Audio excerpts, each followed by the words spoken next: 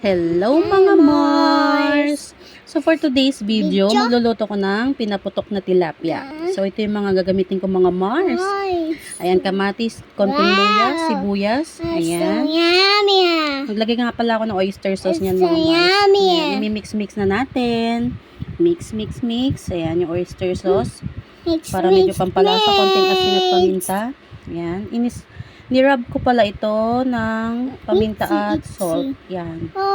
So, napalamanan ko na siya mga Mars. Painit na ako ng mantika. Cover muna natin para medyo maluto siya. Hanggang loob. So, ito na. Nabaliktad ko na mga Mars. Yan. Cover muna. So, yan. Medyo natosta siya mga Mars. Pero masarap pa rin yan. Yan. So, second batch naman.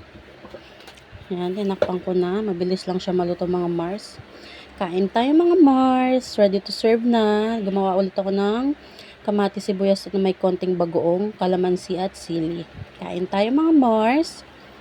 So, masarap magkamay pag ganito yung ulam. Yan, kain tayo. Yan. Yan si Daddy.